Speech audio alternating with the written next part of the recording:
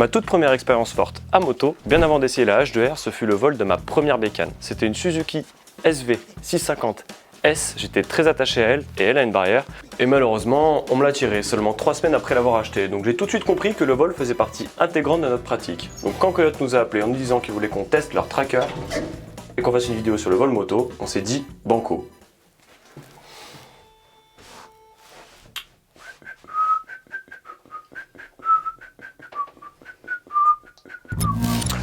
Et au début, je me suis un peu emballé. Je voulais organiser le vol de ma propre moto.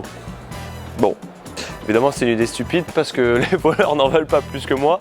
Du coup, j'ai pris une Tonneau V4 et là, on va aller l'équiper du système tracker anti-vol. Et on va en profiter, on va peut-être faire quelques détours.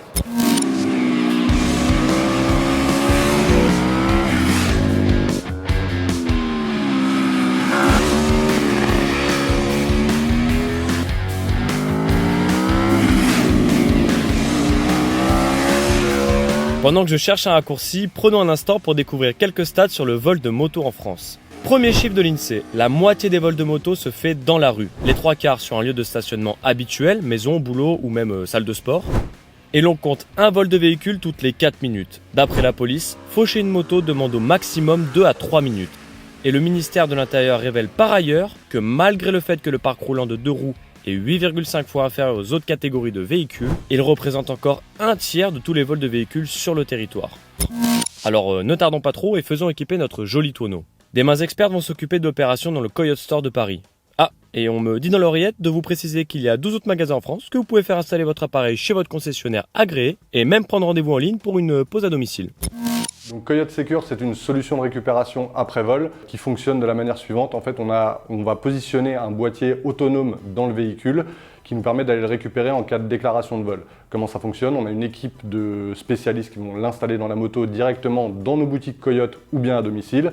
Et par la suite, une fois le vol déclaré, vous allez avoir des détectives qui travaillent 24 heures sur 24, 7 jours sur 7, qui vont être susceptibles de repérer le point et l'emplacement précis du véhicule et qui, une fois localisés, à l'aide des forces de l'ordre, vont venir le récupérer. Avec la solution Coyote Secure, on est apte à récupérer 91% des véhicules volés dans un délai de 48 heures. Du coup, si le véhicule n'est pas récupéré, Coyote s'engage directement à rembourser à notre client les frais de mise en service ainsi que le montant de son abonnement jusqu'au vol.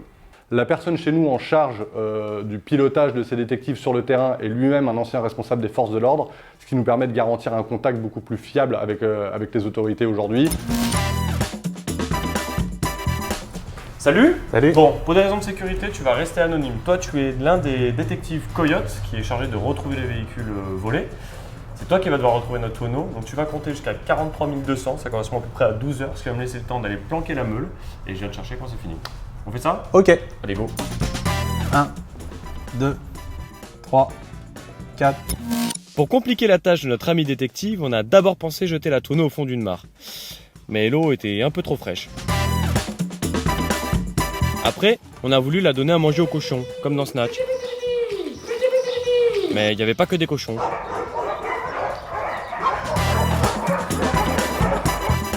Bon, finalement, on l'a chargé dans le camion. On va aller mettre tout ça dans un parking souterrain. On va enlever la batterie, comme ça au moins c'est réaliste. Et on va voir s'il la retrouve. «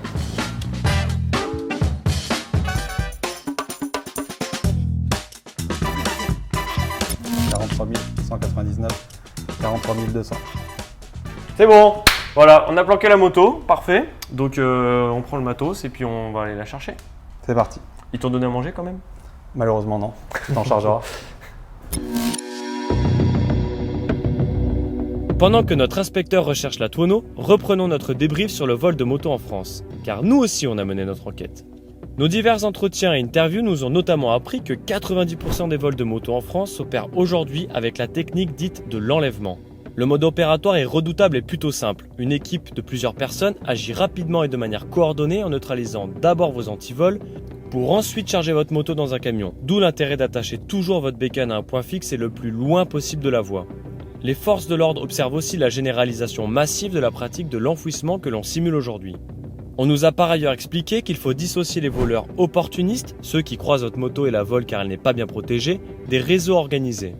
Contre cela, les experts interrogés sont unanimes. S'ils ont ciblé votre moto, parce qu'elle est prisée ou correspond à une demande précise sur le marché des pièces d'occasion, ils l'auront. Preuve en est, 74% des deux roues volées en 2020 étaient protégées par des antivols mécaniques, d'après les chiffres de la Mutuelle des motards.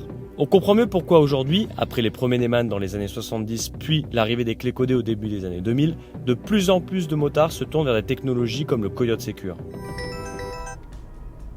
Ouais. Ouais. Du coup, on a un point sur. Ok, ça marche. Ok. Eh ben, on reprend la direction. Tu chauffes. Peut-être que tu chauffes. Peut-être que je chauffe, peut-être qu'on va passer la journée ensemble. La traque se fait toujours en binôme. Une D'accord. personne qui est physiquement sur le terrain Ok. et une personne qui est à ce qu'on appelle le car opérationnel, donc qui a l'EPC, qui a tous les outils et qui voit les remontées du boîtier et qui peut nous aiguiller. Parce que quand on conduit, quand nous on est en train de regarder, de chercher, on ne peut pas être le nez sur l'ordinateur, Ok. on peut passer peut-être à côté de quelque chose, donc c'est toujours en binôme. Et même pour des raisons de sécurité, lui il sait où on est en permanence. Un petit peu d'ASMR pour faire passer le temps. Donc il faut impérativement que la personne fasse son dépôt de plainte très vite. Il faut impérativement qu'il y ait des dépôts de plainte. Pourquoi ? Parce que c'est encore plus vrai pour les motos que pour les voitures. Bien souvent, les motos sont stockées dans des endroits privés et fermés. Si la moto n'est pas signalée volée, Ok. personne ne rentrera. Même D'accord. pas les forces de l'ordre. Bon, tu me disais tout à l'heure que tu as une chasse une fois. On va appeler ça une chasse. Qui a duré 18 heures. C'est ça, ça peut durer très longtemps. Des fois, on part, on pense toujours à prendre des affaires de rechange parce que suivant les endroits, et puis on est aussi dépendant des contraintes légales. C'est-à-dire si on arrive à un endroit où on détermine que la moto, elle est dans un endroit privé et qu'on a dépassé l'heure légale, qui est 21h, on est obligé d'attendre 6h du matin pour que les policiers puissent intervenir. Et du coup, tu fais quoi? Et ben du coup, en fonction, voilà, si la police n'est pas en mesure de mettre en place une surveillance, et ben c'est nous qui assurons la surveillance. Tu te retrouves dans des zones vraiment quand on n'en parle pas de moto, mais si on commence à chercher des engins de chantier ou des trucs comme ça. Des engins de chantier. Ouais. Ah oui, c'est énormément volé. Et du coup, ils mettent des trackers dessus. Ouais. On n'a pas le droit on nous a demandé de ne pas vous montrer exactement avec quel appareil il travaille, pour des raisons de confidentialité. Mais il est plutôt équipé. Il est plutôt équipé, ouais. Je pourrais envoyer juste ce passage-là à 2-3 ex.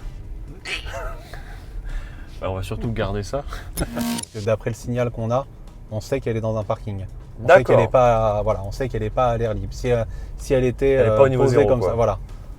Là, on sait qu'on cherche forcément les endroits. Donc, tout ce qui est immeuble comme ça, on peut déjà ne même pas regarder. On sait qu'il n'y a pas de parking souterrain dans ces immeubles-là. Ok. Donc, on va se concentrer sur des zones plutôt récentes. Donc c'est pas du fake, hein. On s'est vraiment cassé la tête pour planquer la moto hier. Donc là, ce n'est vraiment pas du fake, c'est le vrai mode opératoire. Là, ça t'inspire. Hein. Je sens que là, j'ai vu ta narine faire des petits rebonds. La truffe qui s'humidifie. Mmh. Après, souvent, ça se termine à pied. Ok, Mais il faut déjà qu'on capte un premier signal. d'accord. Donc vraiment, quand on est dans des zones comme ça où il y a beaucoup de parkings souterrains, par rapport à C'est pour ça que l'information, c'est pour ça que je roule doucement. C'est ce que j'allais dire. Ouais. Ouais, c'est pour ça que je roule doucement. T'étais bon à cache-cache quand t'étais petit? Ouais, je me débrouillais bien. Ça m'étonne pas. Ouais, Daniel. Bon, du coup, pour la moto, on a un point rafraîchi. Ouais. Ah, bah écoute. Je regarde, je crois qu'on y est passé juste avant. Et c'est activé? Ouais. Ok, ça marche. Bah ouais, c'est la rue qui est parallèle à la nôtre. Bah j'y vais. Ok. Allez, merci, je te tiens au courant. Ouais. Merci. Là, je vais attendre un peu ici, mais pour moi, si le point s'est recalé avec la force du signal, c'est qu'elle doit être dans ce parking-là ou celui d'à côté. Bon, il a trouvé, effectivement, c'est là-dedans. Bon, moi, j'ai pas la clé, donc je vais appeler un contact qui va venir m'ouvrir le portail. Et on va voir si dedans, il arrive à la trouver. On a réussi à ouvrir. Mon contact m'a filé la clé du parking. Maintenant, il faut qu'il trouve la moto.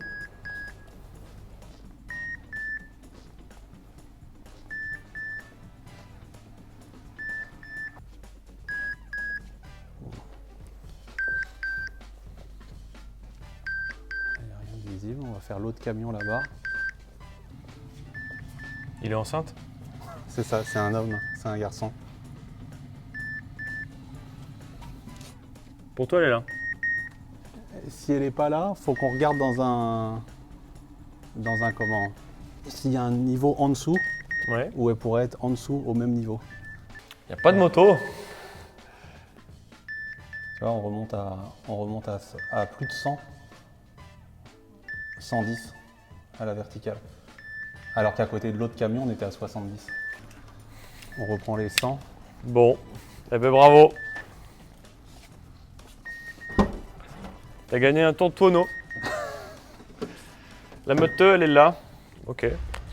Ok, impressionnant. Parfait. Bon, eh ben, la tonneau alors.